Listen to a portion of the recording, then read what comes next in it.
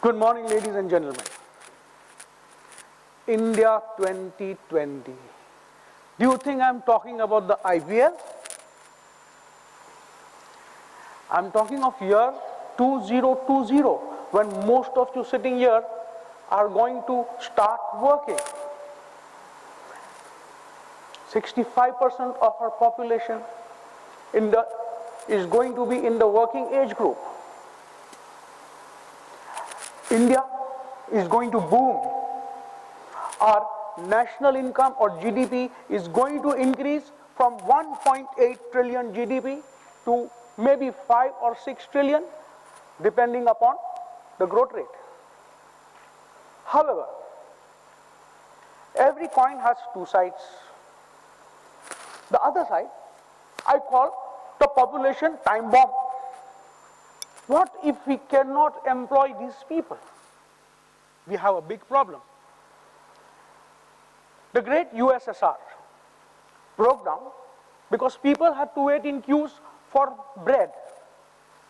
You will have to wait in queues, our people will have to wait in queues for a job. For how long are they going to wait without protest? Until and unless we provide them with jobs, with reasonable incomes, we are staring at a total disaster. I am not Dr. Doom, trying to predict doomsday, but the signs are here for all to see. It is imperative, therefore.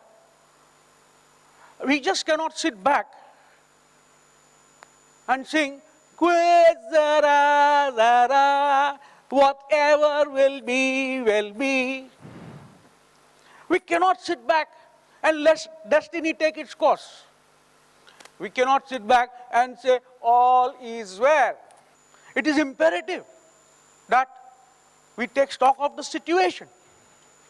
If we want to go from here to there, we need to know where we are. The labor will need businessmen to employ them. We call them entrepreneurs. They will need capital to set up the operations. And of course, there is always some place required, land.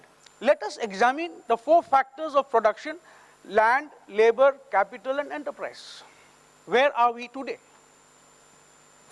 Let's start with labor. Our population, the workforce is approximately 500 million. By 2020, it's going to touch 660 million. Are we in a position to provide them with jobs? More importantly, we need to look at the quality of the workforce. If we look at the educated, only 10% of our workforce is employable. 10% of graduates are employable. Another statistic says 47% of our graduates cannot be employed in any industry. Our schools, colleges, universities have failed to deliver a qualified workforce. Let's look at the uneducated.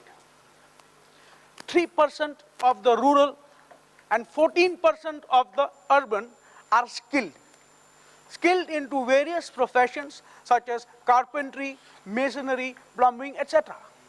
Last year, the government had targeted to skill 8.4 trillion workers, 8.4 million workers, and they could only skill 1.4. What are we going to do with the other people?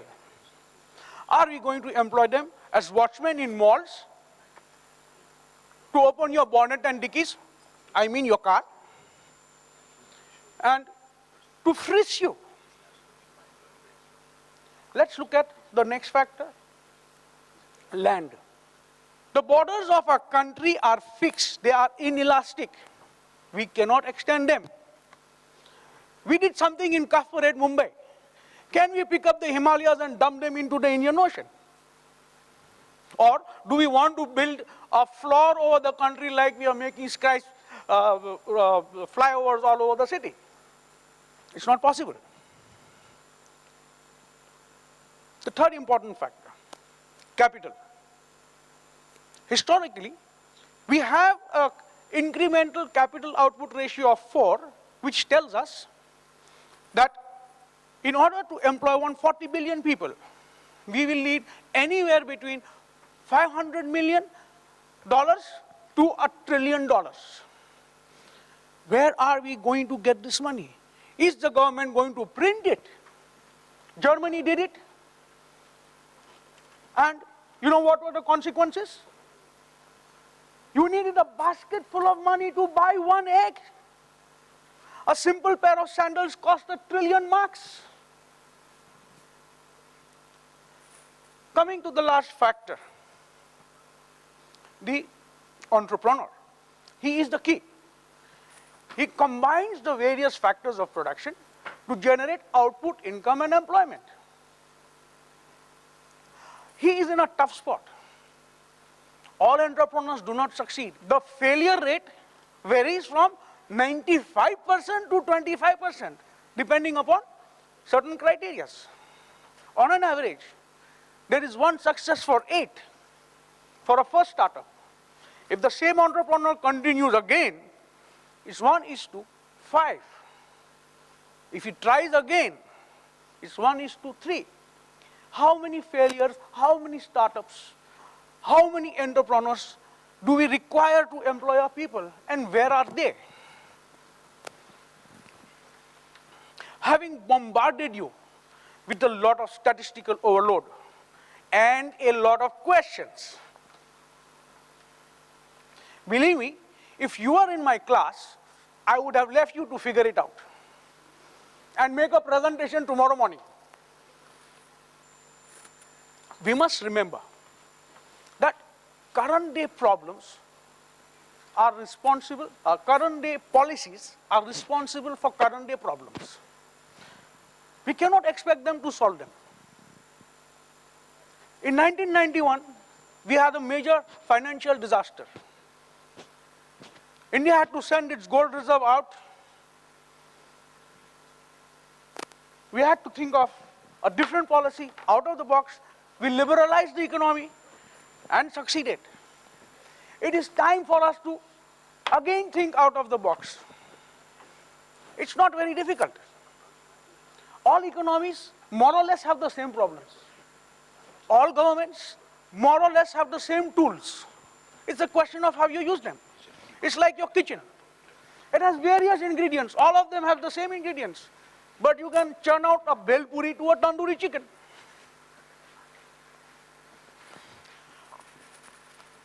I have 2 simple suggestions, 2 out-of-the-box ideas. The first one, let's scrap direct taxes. What will happen? It will eliminate the distinction between black and white money. Black money will start oozing out from under the mattress, safe deposit lockers, gold hoards, Swiss vaults, and whatnot.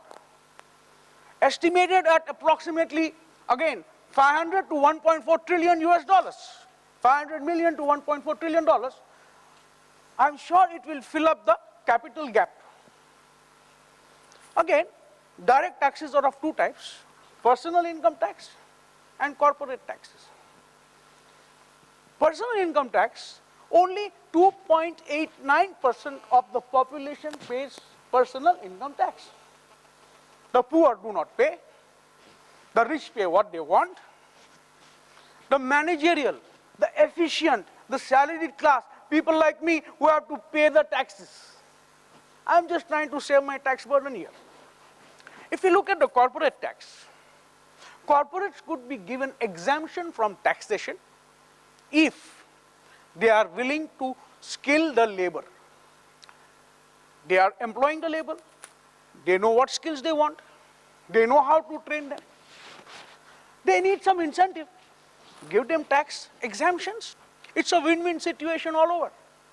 The labor gets skilled, the corporates get efficient labor, increasing their profits. Unemployment comes down, national income goes up.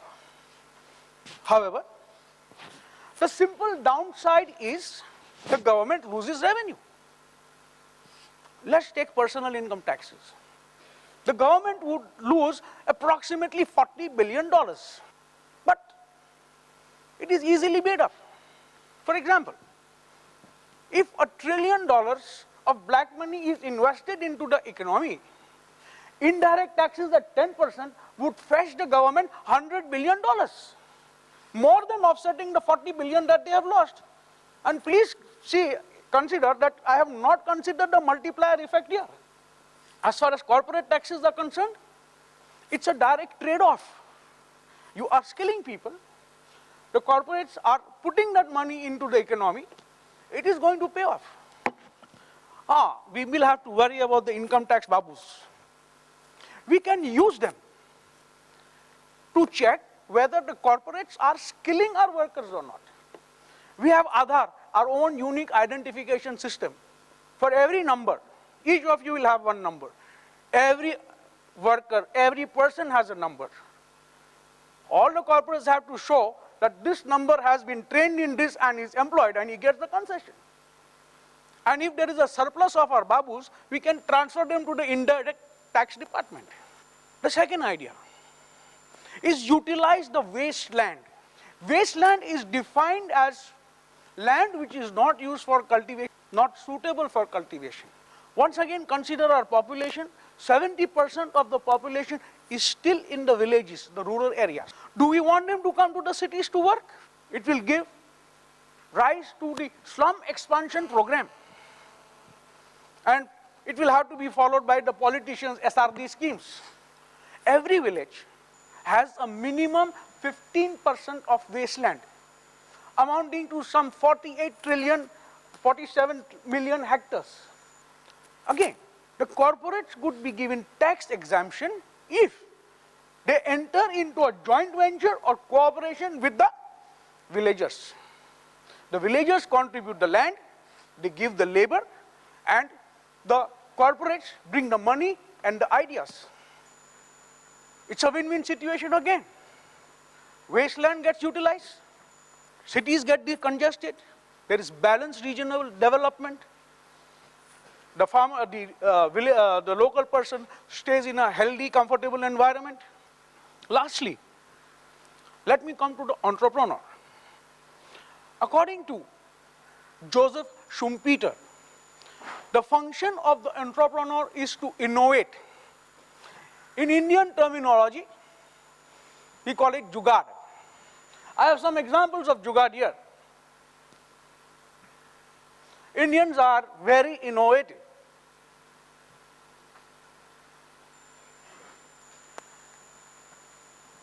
Again, I personally consider self-employment as a form of entrepreneurship. 48% of our people are self-employed. All they need is a little training to employ more. I can give you a very simple example. Consider my last year's class of 2013. They printed this beautiful t-shirt. Over 2 years, they painstakingly recorded my unquotable quotes in class, etched it on the t-shirt, and made me wear it to market it.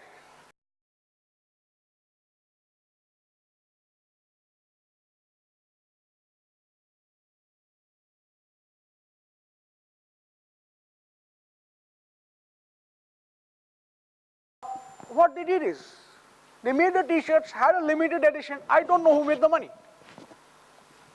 So, the spirit of innovation is imbibed in the Indians. If it is kept alive, I am confident that I can be called Mr. Boom instead of Mr. Doom. Thank you.